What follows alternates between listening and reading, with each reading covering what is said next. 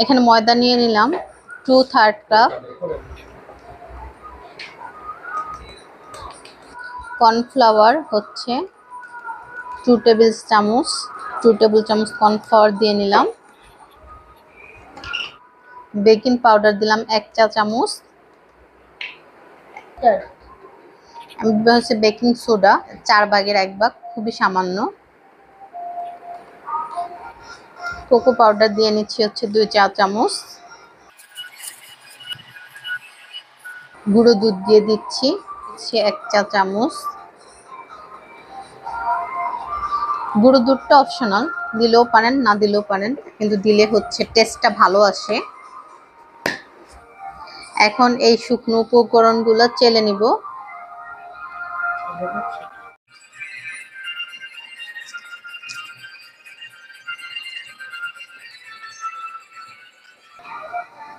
ভালো করে চেলে নিতে হবে।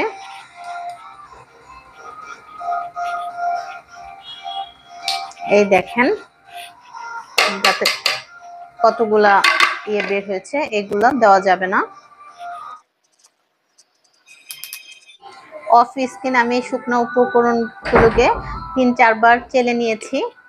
এখানে আমি 3টা ডিম নিয়েছি, তো কুসুম সহ ডিম নিয়েছি। এখন আমি এটাকে দুধে রেখে বিট করব।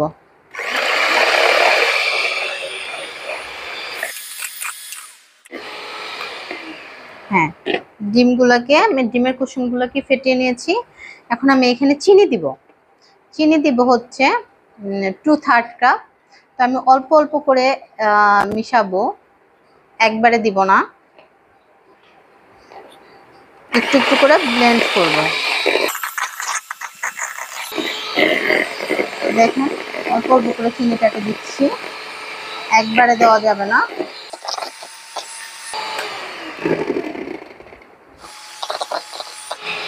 চিনিটাকে 3-4 বারে দিয়েছি। এখন আমি বিটারের স্পিডটা মিডিয়ামে রেখে কিছুক্ষণ বিট করব। ঘুরিয়ে ঘুরিয়ে বিট করতে হবে যাতে চিনিগুলো একবারে গলে যায়। আমার কেকের ফোমটা হয়ে গেছে।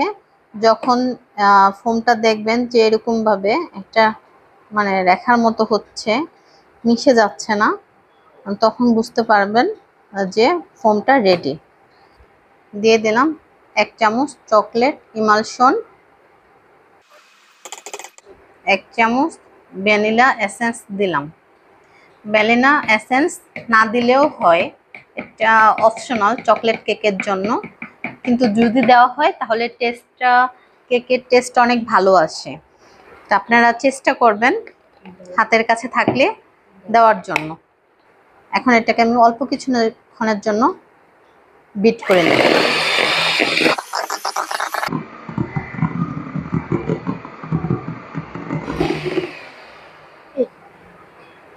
শেষ, আমার কেকের ব্যাটারটা কমপ্লিট হয়ে গেছে। এখন আমি এখানে শুকনো উপকরণগুলো মিলিয়ে নিব। অল্প অল্প করে মিলাবো, একবারে দিব না, অল্প অল্প করে দিব যাতে দলা না পেকে যায়। আর আলতো হাতে মিলাতে হবে, খুব সফটলি ভাবে, তাড়াহুড়া করা যাবে না। এই দেখেন কিভাবে মিলাচ্ছি, এক পাশ থেকে মিলাতে হবে, এলোমেলো মিলানো যাবে না, তাহলে কেকের ফোমটা নষ্ট হয়ে যেতে পারে। যে আবার অল্প দিয়ে নিলাম, এখন এটাকে আবার মিলাবো। এভাবে আমি শুকনো উপকরণটাকে 2-3 বারে মিলিয়ে নিব। এখন দিয়ে দিলাম আমি হচ্ছে একটু অয়েল 1 চা চামচ। তো এটা হচ্ছে আমি সবার শেষে দিলাম, কারণ হচ্ছে এটা আগে দিলে হয় কি কেকের ব্যাটারটা আপনার চুপসে যাওয়ার অপশন থাকে, শেষে দিলে শুকনো উপকরণ মিলানোর পরে দিলে কেকের ব্যাটারটা চুপসে যায় না। আর স্পঞ্জ কেকের ক্ষেত্রে অয়েলটা না দিলেও চলে, আপনারা চাইলে এটাকে স্কিপ করতে পারেন স্পঞ্জ কেকের ক্ষেত্রে। এখন এটাকে আমি মিলিয়ে নিব। মরিচের মতো করে একটা কাগজ কেটে নিলাম। এখন এখানে আমি একটু অয়েল ব্রাশ করে নিব।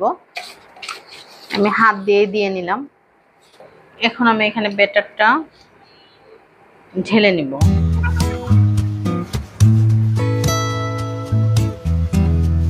এখন আমি এটাকে সবগুলো ব্যাটার দিয়ে দিয়েছি। এখন এটাকে আমি ট্যাপ করে নিব, যাতে নিচে কোনো বাবলস থাকলে বাবলসগুলো যেন বের হয়ে যায়।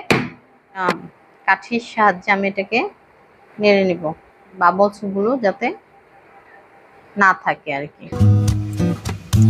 এখন এটাকে আমি একটু ট্যাপ করে নেব। আমার কেকের ব্যাটার রেডি। এখন আমি চলে যাব এটাকে বেক করতে। আজকে আমি এটা ওভেনে নয়, চুলাতে, গ্যাসের চুলায় বেক করব। চলেন দেখি। হাই স্পিডে রেখে আমি পাতিলটাকে প্রিহিট করে নিচ্ছি। কেকটাকে বসিয়ে দিলাম।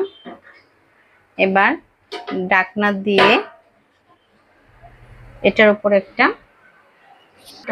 বাড়ি কিছু দিয়ে দিবেন। আমি হচ্ছে শিলটা দিয়ে দিলাম। এখন চুলার জালটাকে লো স্পিডে রেখে কিছুক্ষণ ওয়েট করব। ফিরে আসছি 20 মিনিট পর। কেকটার কি অবস্থা? ওয়াও, এই দেখেন গাইস কেক।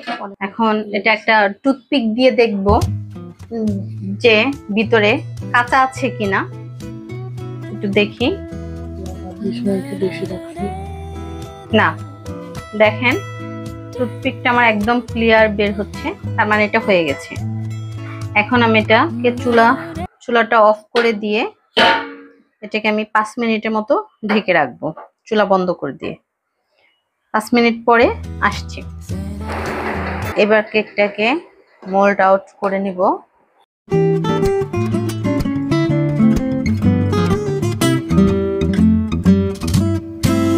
এখন কেকটাকে আমি কেটে নিব 3 ভাগে।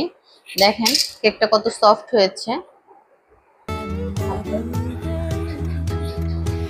দেখেন কত সফট। এখানে এটাকে আমি 3টা লেয়ারে কেটে নিচ্ছি। আমি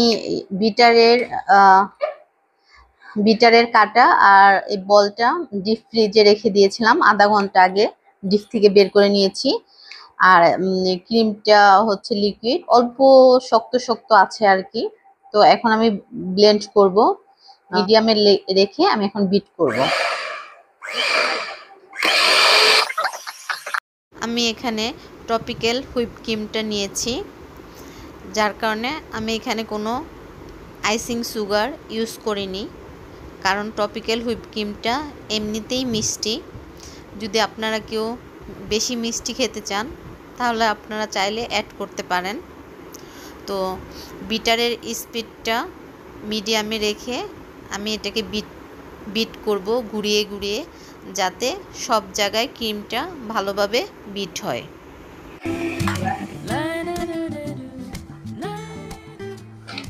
ক্রিমটা আমার রেডি। দেখেন এখন আর ক্রিমটা সুচালো হয়ে আছে না। ক্রিমটাকে ওভার বিট করা যাবে না, ওভার বিট করলে হচ্ছে কি ক্রিম দিয়ে ডেকোরেশন হবে না, ক্রিমটা উঠে উঠে চলে আসবে। এখানে আপনারা চাইলে ভ্যানিলা এসেন্স ইউজ করতে পারেন। আমি হচ্ছে দেইনি, কারণ আমার মানে টপিক্যাল ক্রিমটা এমনিতেই অনেক ভালো লাগে, যার কারণে ভ্যানিলা এসেন্সের প্রয়োজন নেই। আপনারা চাইলে দিতে পারেন। বোর্ডের মধ্যে একটু ক্রিম লাগিয়ে নেবেন, তাহলে হচ্ছে কেকটা নড়বে না। এখানে আমি এখন সুগার সিরাপ দিয়ে নিব।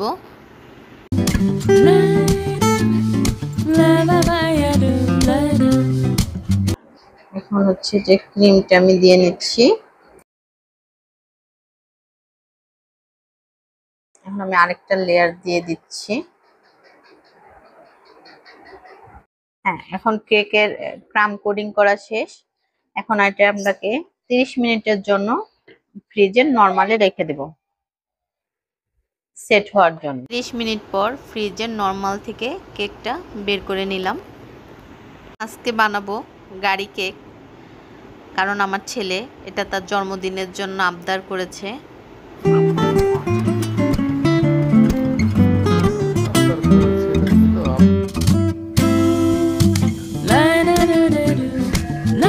কালার মিক্সিং করছি। আপনারা আপনাদের পছন্দ মতো কালার মিক্সিং করে নেবেন। আমার ছেলের ব্লু পছন্দ, আমারও পছন্দ।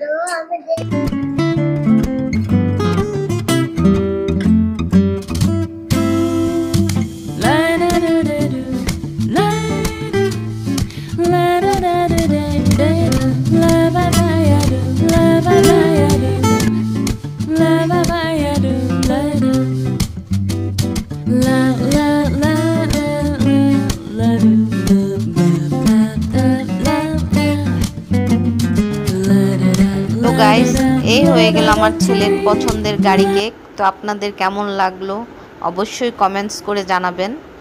লাইক, কমেন্টস, সাবস্ক্রাইব করে পাশে থাকবেন।